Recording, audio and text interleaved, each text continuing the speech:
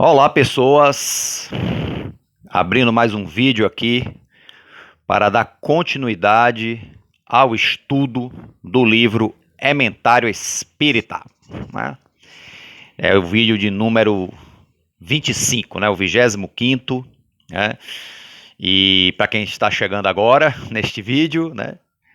É um livro psicografado por Divaldo Franco, pelo espírito Marco Prisco, né? O livro Ementário Espírita, do espírito Marco Prisco, psicografado pelo nosso querido Divaldo Franco. Sempre avisando, né? Para quem está vendo esse vídeo pelo Instagram, esse estudo dirigido está aqui no Instagram somente a partir do vídeo 16, né? Quem quiser ver do 15º, né, para trás, né, desde a introdução até agora, né? Aí tem que acessar o canal do YouTube, né? Cujo link está no perfil aí do Instagram, Dib Espiritismo, né? Na bio, como se chama, né? Aí vai acessar todos os vídeos com estudo dirigido de todos os capítulos, ok? Então chegamos aqui, né, com as reflexões incisivas de Marco Prisco, como eu sempre digo, algumas até chocantes. Chocantes porque tem certas, não digo nem certas verdades, mas tem certas variantes da verdade que a gente não está muito acostumado a enxergar, né? Ou então a gente evita enxergar, né? Porque temos medo de encarar certos lados da verdade, né? Preferimos coisas mais suaves, né? Tudo bem, até certo ponto eu entendo, mas tem hora, gente, chega o momento em que a gente tem que encarar de frente o que quer que seja. Então, Marco Prisco, o diferencial de Marco Prisco nesse livro é que ele faz isso, né? Ele coloca as coisas assim, nua e crua, né? Não é nenhuma novidade do que a gente já não tenha aprendido com o Espiritismo, na codificação de Kardec e tudo mais, né? Nem com outros grandes espíritos que escrevem obras mediúnicas. Mas esse diferencial é ser incisivo, assim, nu e cru, né? E essa é uma característica do Ementário Espírita. Não estou dizendo que não tenha outros livros espíritas que sigam esse caminho, não tem, mas esse aqui é um deles, vamos dizer assim, e que muitos espíritas meio que evitam, né?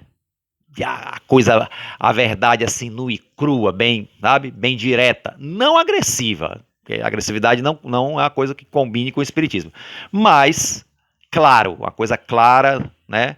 Sem rodeios, vamos dizer assim.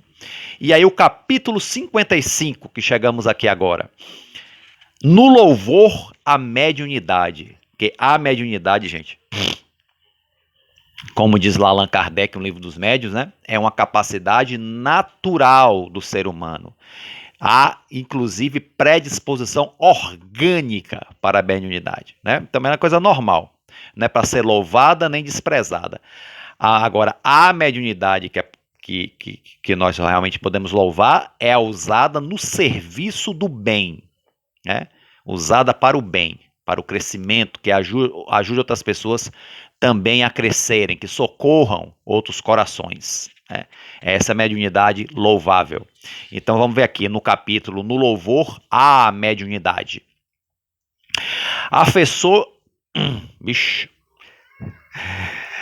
Afeiçoe-se à lavoura mediúnica com a mesma docilidade da enxada submissa no cultivo da terra. Porque o médium, na verdade, é uma ferramenta, não é? O médium que, por exemplo, os ditos médios de cura, porque diz assim, eu curo. Não, você não cura nada, meu filho. Os espíritos operam algumas curas através de você, através da sua mediunidade. Acho que assim, a única virtude que cabe a um médium nesse aspecto aí é manter o aparelho mediúnico, ou seja, o seu corpo, o seu perispírito, a sua mente, como uma ferramenta cada vez melhor, cada vez mais apropriada para os espíritos nobres usarem no serviço de socorro espiritual. Então, assim, o autoaprimoramento do médium, né? Para que ele seja uma ferramenta cada vez melhor dos bons espíritos. Essa é a virtude do médium. Mas a realização, realmente, né? do socorro espiritual, das curas espirituais. Isso é da espiritualidade, né? Dos benfeitores, né? Então somos como uma enxada na mão dos nobres lavradores da espiritualidade, né? Que usam essa ferramenta, o médium, para, né, o trabalho edificante, né? Como o lavrador usa a enxada para plantar, produzir alimentos. Mediunidade é solo coberto de espinhos, onde medram as flores felizes do dever. Campo aberto ao trabalho, aguarda arroteamento para a sementeira. Chão pedregoso, esconde fertilidade. Então, assim, a princípio, a mediunidade é uma coisa espinhosa, é uma coisa difícil. O que é que se precisa fazer com a mediunidade? Educá-la. Muita gente fala no movimento espírita, rapaz, você precisa desenvolver sua mediunidade. Não, não é desenvolver, precisamos educar a mediunidade, porque a mediunidade, ela se desenvolve por si só. Ela é uma capacidade natural, né? O que devemos é educar a mediunidade. De preferência, nós espíritas, através dos princípios espíritas, né? Através do estudo da doutrina espírita, e em especial para os médiuns ostensivos, o livro dos médiuns, que é realmente um guia prático, maravilhoso para quem está na seara da mediunidade, né? Ele não é o único, mas ele é primordial e é imprescindível, né? Antes de ler qualquer outro, é aconselhável que se leia e estude primeiro o livro dos médiuns. Aí depois tem outros bons livros também de autores espíritas, encarnados e desencarnados, também muito bom, né? Que nos ajuda a educar a nossa mediunidade, para aqueles que são médiuns ostensivos, né? Aplique-se ao desbravamento perseverante, sem esmorecer na servidão. O sol que o vitaliza vence muitas atmosferas para abençoar a sua existência. A luz do sol atravessa muitas barreiras para chegar até a gente. Graças a Deus, né? Também, senão a gente se queimaria, né? Se não fosse, por exemplo, a camada de ozônio. Com certeza. A fonte que o desdenta... Oxê. A fonte que o descedenta, ó, gente, descedenta, que mata a nossa sede, ó. São essas expressões que às vezes os espíritos usam, que complicam um pouquinho, né? E olha que eu já li, né, esse livro antes. Mesmo assim, ainda tropeço quando vou ler de novo, ó. A fonte que o descedenta rompe camadas difíceis do subsolo para atender a sua necessidade. Quer dizer, brota da terra, né, a nascente tem que passar por muitas barreiras lá debaixo do subsolo para chegar até a superfície, né, e brotar e virar um rio e tudo mais, né? Então, os médiuns têm que se aplicar bravamente para que a sua mediunidade floresça e seja útil, tal qual a água brota do solo, tal qual o sol atravessa as atmosferas para chegar até a gente. Cuide do labor mediúnico com abnegação e renúncia, porque muitas vezes, gente, o labor mediúnico exige alguma renúncia. Não é que a gente vá se apartar da sociedade, das coisas, não é bem assim, mas a gente vai ter que saber renunciar em alguns momentos, algumas coisas, inclusive que a gente costuma gostar, mas que depois, com a experiência, ver-se-á que valeu a pena, né? Pergunta a Edivaldo Franco as renúncias que ele teve que fazer hoje, se não valeram a pena, né? Abra os braços ao espírito desencarnado, aquecendo na travessia do além-túmulo, né? Aí é o socorro espiritual àqueles que desencarnam em perturbação, né? O choque mediúnico, né? O contato com o médium alivia muito essa perturbação, esse sofrimento e o ajuda a ascender, né? Aí mais tranquilo. Náufrago do oceano físico anseia por paz. Ofereça-lhe ilha cultivada do seu afeto para que ele repouse. Veja, gente, sempre se diz que a primeira doutrinação é do médium, né? Quando o espírito realmente se liga ao médium, a boa energia do médium é a primeira doutrinação. Antes que o médium em transe venha, né, o doutrinador, propriamente falando do trabalho mediúnico, né, propriamente dito, né, das mediúnicas. Antes que o doutrinador propriamente dito venha conversar com o espírito ali, se comunicando pelo médium, né? Mas a primeira doutrinação já é do próprio médium, né? Da sua energia, né? Da sua dedicação, do seu amor ao serviço mediúnico. Né?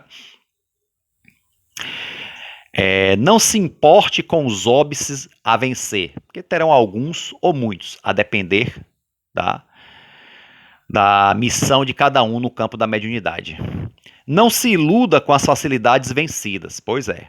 Não vá se deslumbrar também com as vitórias para não retirar a vigilância. Tudo bem, as vitórias têm que ser apreciadas sim, mas nunca para deixar a gente pretensioso, né? Abrir a guarda e tudo mais, não fazer o trabalho direito, né? Vamos lá. Rume decidido e rompa a golpes seguros os impedimentos que lhes dificulta o avanço, né? Então vamos lá, né? Rume decidido e seja firme. Mediunidade significa compromisso vigoroso com Jesus. Então, a mediunidade a ser louvada, né, que é o título do capítulo, né, no louvor à mediunidade, seria a mediunidade com Jesus, quer dizer, a mediunidade com o bem. Né? Açoitado pelas dores dos aflitos que lhe buscam o campo de realização, enxugue-lhe as lágrimas e prossiga. Sacudido nas próprias alegrias pelas tristezas dos que procuram a esperança nos canais de sua alma, dê-lhes alento que pedem e continue. Ou seja, dê o socorro aos espíritos necessitados, né? E continue, vá em frente, não se aferre a nenhuma situação. E também assim, o socorro às pessoas, né? Os médiuns, principalmente os médiuns de psicografia, como o Chico Xavier, né? Como o Divaldo, que escrevem cartas, né? E tudo mais, né? Esse alento que dá também aos encarnados que ficam sofrendo, né? Também é uma característica da mediunidade que socorre, da mediunidade que é louvável, mas desde que seja feita de forma séria e ética, ok? Então é importante, até a mediunidade que escreve os livros, né? Que trazem uma mensagem geral para todos, não para ninguém especificamente, né? Que seja dentro da seriedade, da ética, compromissada realmente com os princípios espíritas. Então é importante que o médium que escreve cartas psicografadas para entes queridos, que escreve livros, né, para iluminar nossas mentes, né, ou então que dá a sua mente, o seu perispírito, seu corpo em psicofonia, né, para o socorro espiritual nos trabalhos mediúnicos, para os espíritos serem doutrinados, socorridos, esses médiuns têm que ter ética, têm que ter objetivo no bem maior, né? Estarem realmente sintonizados com o Evangelho de Jesus. Esse é um médium espírita, esse realmente é um médium que usa a mediunidade, né, a favor do bem. Né? Como Jesus foi um médium de Deus, né? Jesus era médium de Deus. Porque se ele era o espírito, é o espírito mais perfeito, né? Que esteve no orbe, então ele vai ser médium de quem? Só se ele for médium vamos dizer assim, médium realmente de um plano bem maior do que o nosso, lá de cima, né? Aí dizemos assim, genericamente, de um médium de Deus, né? Do Pai, que estás no céu, como Jesus dizia, né? Jesus às vezes usava uma linguagem até infantil pra gente, né? Pai que estás no céu, o Pai vai fazer isso, para que a gente entendesse, né? Ainda na nossa infantilidade espiritual. Mediunidade expressa colaboração em alto grau. Condoa-se dos que hoje choram e aprenda com eles a respeitar o dever. Então, é um dever que a gente tem, realmente é igual o dever profissional. O trabalho com a mediunidade é um dever que exige as mesmas responsabilidades ou maiores, né? Agora, a luz da oportunidade lhe ilumina os passos, distenda a claridade do auxílio, né? Do auxílio, do esclarecimento, do socorro. Socorro aos que partiram é socorro aos que ficam. Bom, quando você socorre espíritos em perturbação, também no trabalho mediúnico na mediúnica de desobsessão, por exemplo, quando você socorre um espírito ali, você também está socorrendo os encarnados, porque está retirando, né, da presença desses encarnados o elemento do espírito obsessor. É óbvio, se aquele encarnado também não educar a sua mente, naturalmente vai atrair outro, né? Mas aí entra o livre-arbítrio de cada um. Mas é fato que a doutrinação, o socorro espiritual desencarnado em perturbação, ao obsessor, sobretudo, também beneficia os encarnados, né? Socorro aos que partiram, socorro aos que ficam, claro. Consolo aos desencarnados é alegria aos caminheiros da terra, e corroborando o que eu disse antes. Desça a lavoura mediúnica e deixe que o campo de serviço o enriqueça com horizontes mais belos. Quer dizer, é um trabalho árduo, mas descortina horizontes mais belos para quem o faz. Mediunidade é ponte abençoada entre dois planos da vida. Exatamente, o médium é a ponte, é a passagem entre os dois planos da vida, o plano espiritual e o nosso plano material. Realize essa construção cuidadosamente. Ó, acho que é a ponte que tem que ser melhor construída. Né? Uma ponte sempre tem que ser bem construída para não causar acidentes, não é? Pois essa ponte tem que ser muito, muito bem construída. Amanhã você caminhará por ela após a inevitável travessia. Veja bem, mais um motivo para fazer bem essa ponte. Você também passará por ela, ok? Que um dia vamos todos desencarnar, né? É a única certeza absoluta da vida. E assim terminamos o capítulo 55, né? Com essas lições fantásticas aqui que o Prisco nos traz, né? O capítulo 56, gente, é na mesma pegada. Quer dizer, o capítulo 55 que a gente viu foi no louvor à mediunidade, o capítulo 56 é no serviço mediúnico, né? Então, na mesma pegada, continuemos.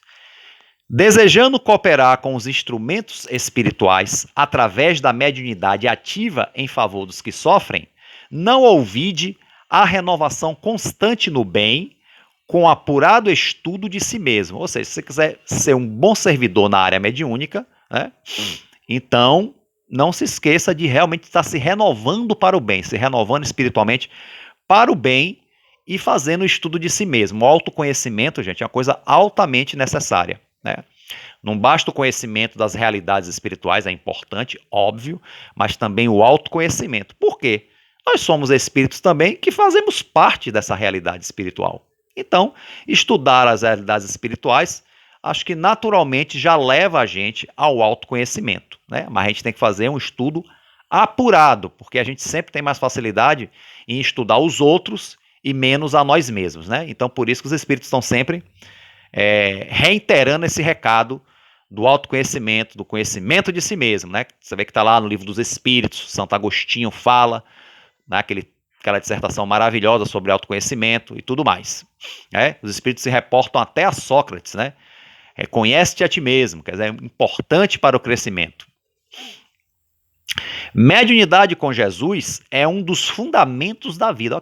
Mediunidade com Jesus é um dos fundamentos da vida. Desdobrando a benefício da humanidade, o Espiritismo, com a revivescência do cristianismo, ensina que todos a têm no aspecto da percepção espiritual que deve ser trabalhada e desenvolvida em cada um, né? Todos nós temos algum grau de mediunidade, de alguma forma nós sentimos a presença dos espíritos, de alguma forma, nem que seja uma forma inconsciente, né? Não é necessariamente uma forma material, né? Tem até um amigo meu lá do Centro Espírita que ele fala: eu não sei de nada, eu sou uma porta fechada, eu não escuto, não vejo, não sinto nada. Falei: rapaz, então você é um fenômeno, não está contrariando o que Kardec diz. Mas sente sim, sempre está ali de alguma forma influenciando na nossa mente, no nosso pensamento, já que os espíritos responderam a Kardec: de ordinário são eles que vos dirigem. Pois é, agora dirige naquilo que nós permitimos, né? Que nós temos o nosso livre-arbítrio, né? Por que pensamentos a gente se deixa levar, né? Todavia, não basta perceber, é necessário sublimar, colocando ao alcance a edificação de todos. Então, isso é como eu falei no capítulo anterior, é educação mediúnica. Para esse desiderato, é imprescindível a limpeza do vaso receptivo. Aí. Também já comentei, né? No início do outro capítulo, nós temos que deixar, nós que somos médiuns, deixar o nosso vaso, como ele está usando aqui, né?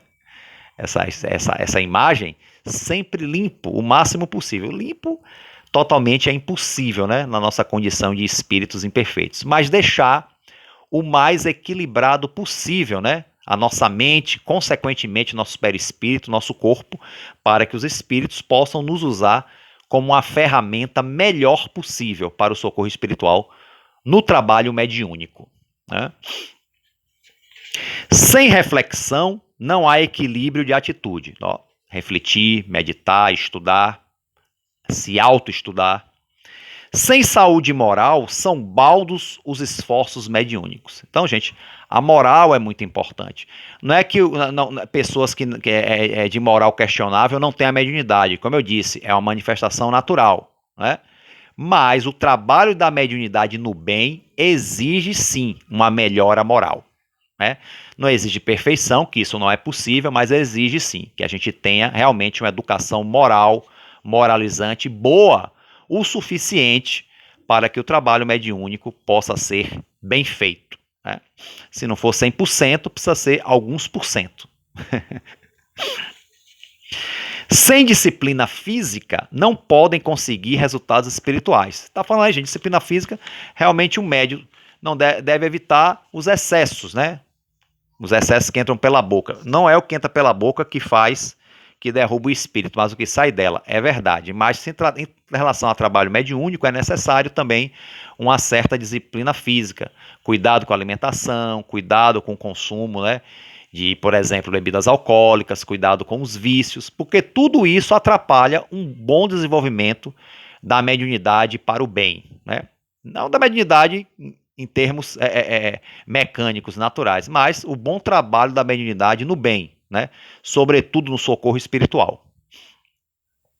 Espírito e matéria são fatores essenciais da reencarnação. Ninguém pode, por enquanto, colocar fronteiras entre um e outro sem correr o risco de errar. Quer dizer, espírito, perispírito, corpo. Quando a gente está encarnado, os três estão interligados. Então, o corpo, ele, sim, influencia no perispírito e no espírito, tanto quanto o espírito influencia no perispírito e no corpo. É uma permuta, uma troca, ok? Acima de tudo é o espírito, é ele que comanda, que define só o nosso eu verdadeiro. Mas aquilo que o corpo, que fazemos com o nosso corpo, acaba refletindo de volta. É uma questão, né, de lei de causa e efeito. Para bons resultados nas experiências da mediunidade, cultive a oração, ó. Contato com o alto, com a espiritualidade maior é imprescindível, né? Cultivar a oração. A prece é luz no roteiro do espírito. Então é imprescindível, gente, o cultivo da oração no trabalho mediúnico, para a gente se ligar realmente aos espíritos superiores, se ligar a Jesus, a seus emissários, né? A Deus Pai Todo-Poderoso.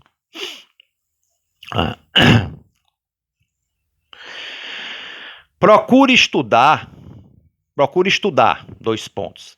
O conhecimento evangélico pode ser considerado um combustível precioso, quer dizer, já comentei isso aqui, né? Então, estudar espiritismo, estudar a codificação, o evangelho segundo o espiritismo, é imprescindível. Guarde o equilíbrio mental, a tranquilidade é fator de produção real. Isso é muito difícil, né, gente? A nossa vida é cercada de aborrecimentos. No trabalho, mesmo em casa, com a família, na rua, os estresses estão sempre aí, em cima da gente, querendo nos derrubar. Mas cabe ao espírita consciente e, sobretudo, ao médium, né, que está na seara do bem, procurar se defender adequadamente dessas coisas. Saber procurar um equilíbrio para não sucumbir. Não é que não vá sofrer, que isso aí é quase impossível, mas que procure um equilíbrio para passar por essas experiências sem se perder em si mesmo, né? Para que consiga-se um equilíbrio, consiga-se uma formação moral adequada para que o trabalho mediúnico siga, né, cada vez melhor e mais produtivo. Alimente-se para viver.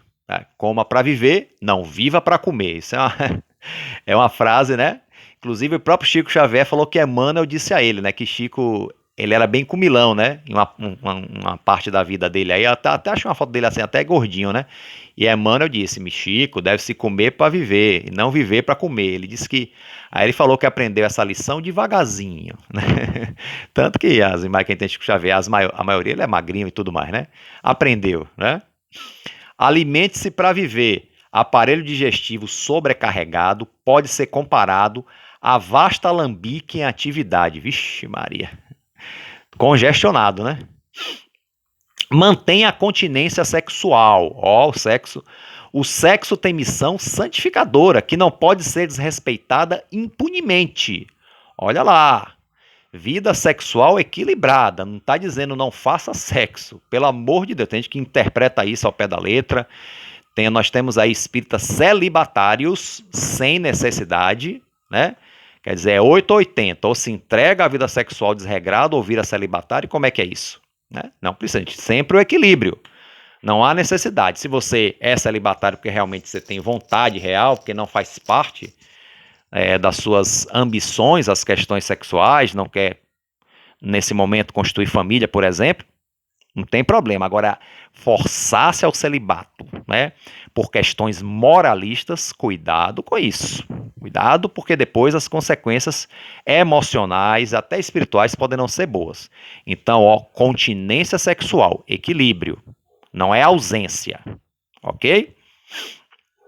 Evite licores e outros alcoólicos.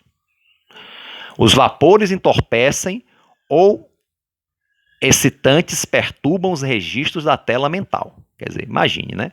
O melhor é que não bebêssemos nada, mas se beber, vamos beber com equilíbrio, uma coisa assim, né? Vamos obedecer o rótulo, apreciar com moderação. E nos dias de trabalho mediúnico, gente, de jeito nenhum. De preferência desde o dia anterior, né? De jeito nenhum, nenhum gole. Tudo isso atrapalha a boa sintonia nos trabalhos mediúnicos. Aí você diz, mas tem trabalhos aí que os médios bebem cachaça e incorporam. Bom, e eu não quero entrar nesse mérito, porque eu respeito todas as manifestações religiosas. Mas estamos falando aqui de um tipo de trabalho. O tipo de trabalho de socorro espiritual nos moldes espíritas, que exige que seja assim, né? Que é o trabalho no bem, o trabalho do equilíbrio. Ok? Exercite-se na solidariedade humana.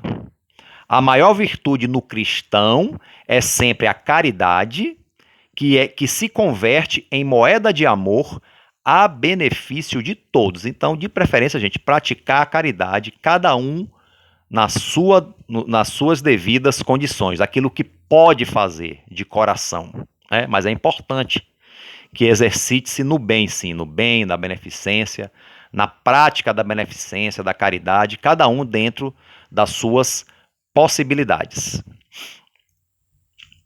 Assim fazendo, não tenha dúvida de que os mensageiros do bem encontrarão em você o companheiro fiel para as tarefas do intercâmbio. Então, tendo essa atitude, esse equilíbrio, os mensageiros do bem encontrarão na gente um bom instrumento para o bom trabalho espiritual. Né? Persevere resoluto, seja perseverante.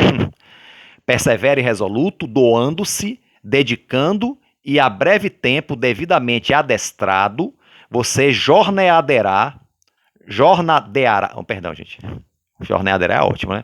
Jornadeará em pleno campo de serviço, aprimorando-se em sentido evolutivo, em demanda das esferas de luz, porque fazendo o bom trabalho espiritual, o bom trabalho mediúnico, naturalmente a gente evolui. É um fator de evolução espiritual, né?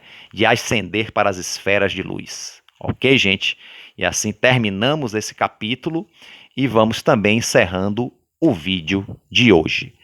Então, como sempre digo, não fiquem só com as minhas palavras. Leiam e também façam as suas próprias considerações. Meditem também vocês nessa leitura. Quem não tem um livro físico, tem em PDF na internet, ok? A todos, então, um forte abraço e fiquem com Deus.